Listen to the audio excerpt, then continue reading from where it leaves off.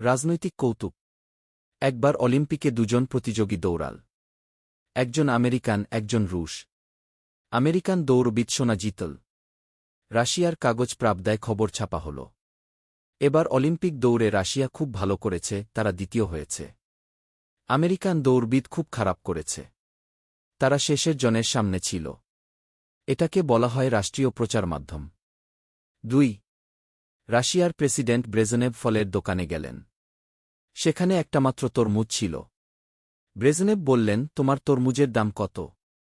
কোন তরমুজটা? তোমার দোকানে তো মাত্র একটা তরমুজ। আবার কোন তরমুজটা বলছ কেন?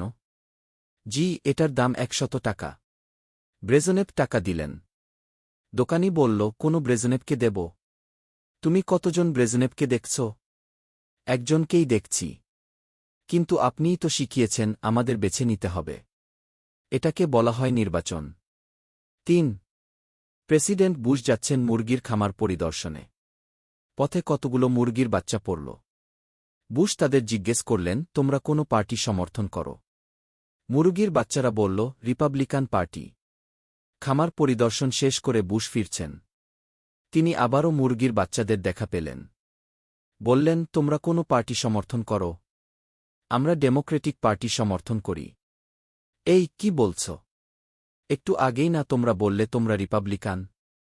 তখন তো আমাদের চোখ ফোটেনি। এখন ফুটে গেছে। 4.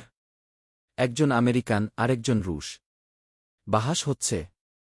আমেরিকান বলল, আমাদের দেশে এত বাকস্বাধীনতা আছে যে আমি হোয়াইট হাউসের সামনে দাঁড়িয়ে চিৎকার করে বলতে পারব, মিস্টার বাইডেন, আমি আপনার শাসন পছন্দ করি না।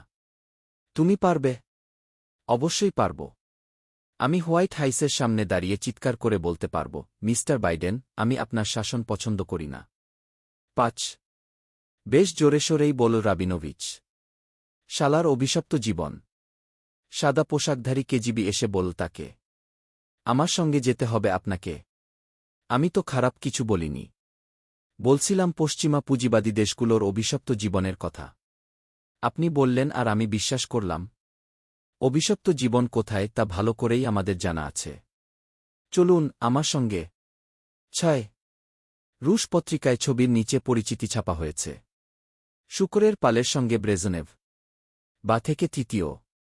কৃতজ্ঞতা, মাসুদ মাহমুদের লেখা সোভিয়েত স্কি কৌতুক এবং অন্যান্য।